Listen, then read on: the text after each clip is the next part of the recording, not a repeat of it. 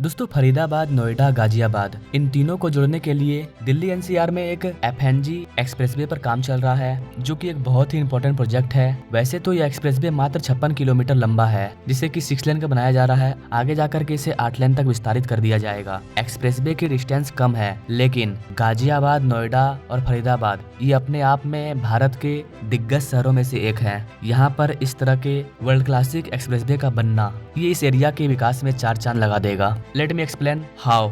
नमस्कार साथियों, मैं हूं विकास और आप देख रहे हैं ऑल इंडिया प्रोजेक्ट। दोस्तों फरीदाबाद, नोएडा और गाजियाबाद के बीच यात्रा को अधिक तेज और आसान बनाने के लिए एफएनजी एक्सप्रेसवे को डिजाइन किया गया है। आपको बता देगा इसकी 2024 के रिपोर्ट के अकॉर्डिंग एफएनजी एक्सप्रेसवे पर 70% काम पूरा हो चुका है। मतलब बहुत सारा काम पहले ही पूरा हो चुका है। अभी हाल ही का जो रिपोर्ट आया है उसके बारे में हम लोग बात करेंगे कि अब इसका कितना काम बचा हुआ है। अभी रिसेंटली इस एरिया में ट्रैफिक जाम को कम करने के लिए एक अंडरपास बनाया गया, जहां एक सड़क दूसरी सड़क के नीचे से होकर के गुजरती है। ऊपर भी एक सड़क है और अंडरग्राउंड एक और सड़क बनाया गया है। सड़क के ऊपर सड़क चल रही है, ऐसा नहीं है कि सिर्फ क्रॉस कर रही है, पैरेलली चल रही है। इसका काम अभी स्टार्टिंग हुआ है। इसके अलावा कई सारे बड़े बड़े काम बाकी हैं, जैसे कि एलिवेटेड सेक्शन को पूरा करना और यमुना नदी पर एक महत्वपूर्ण ब्रिज का निर्माण करना, जो कि नोएडा को फरीदाबाद से जोड़ेगा। फरीदाबाद और गाजियाबाद में अभी भी और काम करने की जरूरत है और अधिकारियों को नवीनतम योजनाओं के अनुसार काम शुरू करने की जरूरत है। सकारात्मक बात यह है कि मार्च 2025 में अधिकारियों ने एक्सप्रेसवे के लिए अंडरपास का काम करना शुरू कर दिया था। इसके अलावा गति शक्ति कार्यक्रम, एक राष्ट्रीय बुनियादी ढांचा पहल, इस और अन्य परियोजनाओं पर प्रगति को गति दे सकती है। यहाँ पर आपको बताते चलेगा इसकी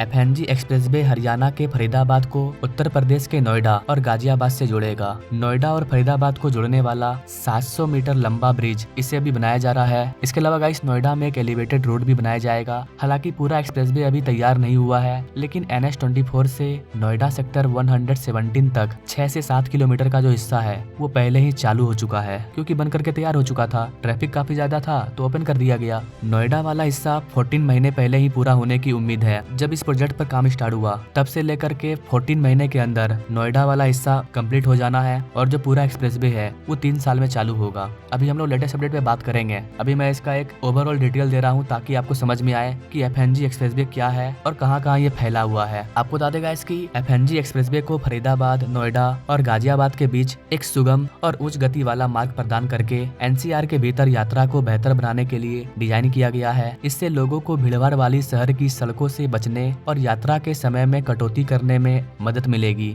जब हम इंफ्रास्ट्रक्चर की बात करते हैं तो अधिकतर लोगों के मन में पहली तस्वीर सड़कों या फ्लाईओवर की हो जाती है। ट्रांसपोर्ट इंफ्रास्ट्रक्चर के विकास पर आज भारत जितना काम कर रहा है उतना पहले कभी नहीं हुआ।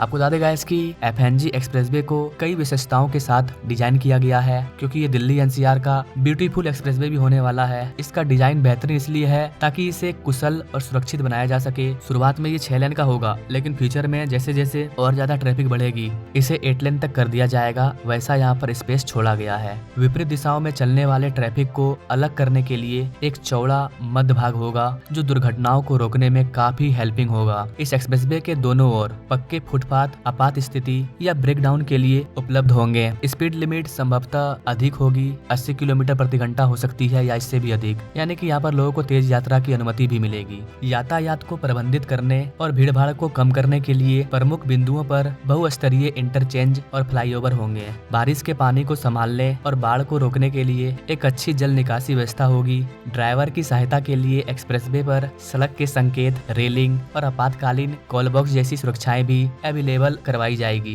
एफएनजी एक्सप्रेसवे से कई लाभ होंगे। इससे नोएडा के महत्वपूर्ण क्षेत्रों में कनेक्टिविटी में सुधार होगा, जिससे ये क्षेत्र निवेशकों के लिए अधिक आकर्षक बनेगा। आपको बता देगा इसकी नोएडा, ग्रेटर नोएडा और फरीदाबाद में काम करने वाले लोगों का रिहायशी इलाकों तक पहुंचना बहुत ही इजी हो जाएगा। एक्सप्रेसवे वैकल्पिक मार्ग प्रदान करके दिल्ली में यातायात की भीड़ को कम करने में काफी ज्यादा मददगार साबित होगा। यह IGI एयरपोर्ट के करीब होगा और फाइनली नोएडा इंटरनेशनल एयरपोर्ट यानी कि जेवर एयरपोर्ट से भी जुड़ेगा। वैसे यहाँ पर एक और एक्सप्रेसवे बनाया जा रहा है UER2। इसका भी काफी ज्यादा फायदा होने वाला है इन इलाकों को। आप अगर UER2 के बारे में जानना चाहते हैं तो आप हमारे इस वाले वीडियो को जरूर देखिए। लास्ट में वीडियो शो हो जाएगा और डिस्क्रिप्शन बॉक्स में इसका लिंक भी डाला हुआ होगा, यू कैन चेक। यहाँ आपको बता देगा इसकी एक्सप्रेसवे फरीदाबाद में आवासीय और वाणिज्यिक विकास को बढ़ावा देगा, क्योंकि इस तरह का खतरनाक एक्सप्रेसवे जहाँ से भी गुजरेगा वहाँ के रियल एस्टेट का दाम तो आसमान छुएगा ही छुएगा, क्योंकि एक बेहतरीन एक्सप्रेसवे मिलने जा रहा है। यहाँ के लोगों को कनेक्टिविटी अच्छी होगी, कई सारी बड़ी कंपनियां अपनी ऑफिस खोलना चाहेगी इस एक्सप्रेसवे के आसपास, तो जमीन का दाम काफी ऊपर जाएगा।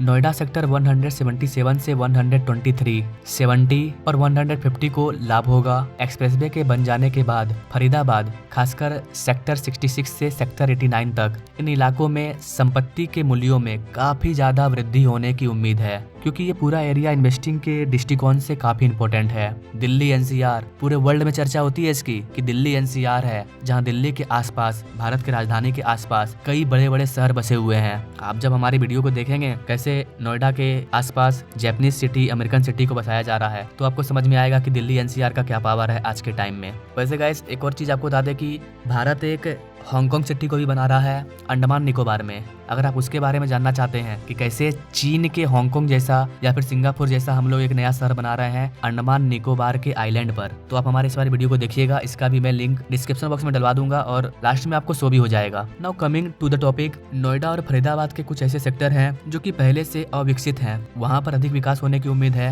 एक्सप्रेसवे के निर्माण से बिजली ग्रिड और जल आपूर्ति प्रणालियों जैसे बुनियादी ढांचे में निवेश भी आकर्षित हो रहा है। इससे ये इलाके और भी आकर्षक हो जाएंगे। बेहतर कनेक्टिविटी के साथ किफायती आवास से लेकर लग्जरी अपार्टमेंट तक आवासीय विकास के लिए और भी विकल्प अवेलेबल होंगे। व्यावसायिक केंद्रों के भी इंटरचेंज और प्रमुख जंक्शन के पास विकसित होने की उम्मीद है, जिसमें कार्यालय स्थान, खुदरा स्टोर और मनोरंजन सुविधाएं शामिल है। डेवलपर्स और निवेशक पहले से ही एक्सप्रेसवे के पास जमीन खरीद रहे हैं। फ्यूचर में विकास और संभावित रूप से जमीन की कीमतों में वृद्धि होने की उम्मीद है। कुल मिलाकर एफएनजी एक्सप्रेसवे एनसीआर क्षेत्र में विकास और निवेश के लिए नए अवसर खोलने के लिए बिल्कुल तैयार है। जैसा कि मैंने बोला था, थोड़ा सा हम लोग इसके लेटेस्ट अपडेट के बारे में चर्चा कर लेंगे। मैंने ऊपर आपको बताया कि एफएनजी एक्सप्रेसवे का जो नोएडा खंड है वहाँ पर 70% काम पूरा हो चुका है। यातायात प्रवाह को सुगम बनाने के लिए अंडरपास का काम शुरू हो चुका है। बात करें यमुना नदी की, तो इसके बारे में भी मैंने चर्चा किया ऊपर। नोएडा को फरीदाबाद से जुड़ने के लिए यमुना नदी पर एक ब्रिज का निर्माण किया जा रहा है जो कि 650 मीटर लंबा है, जो कि लालपुर गांव के पास स्थित है। उन्नत खंड की बात करें तो नोएडा में सेक्टर 88 से 143 तक इस खंड में एलिवेटेड खंडों पर अभी काम रुका हुआ है। फरीदाबाद और गाजियाबाद की बात करें तो फरीदाबाद और गाजियाबाद खंड पर काम अभी रुका हुआ है। शहर के प्राधिकारियों को काम तेजी से आगे बढ़ाने की जरूरत है। इसके अलावा नोएडा प्राधिकरण एफएनजी एक्सप्रेसवे के निर्माण में बाधा बन रहे हैं भूमि संबंधी मुद्दे, इसको भी सुलझाने का काम किया जा रहा है। क्योंकि देखिए इन इलाकों में जो लोग पहले से बसे हुए हैं उनका अगर जमीन जाता है इस तरह के एक्सप्रेसवे वगैरह में, तो वो जिंदगी में जमीन नहीं देना चाहेंगे।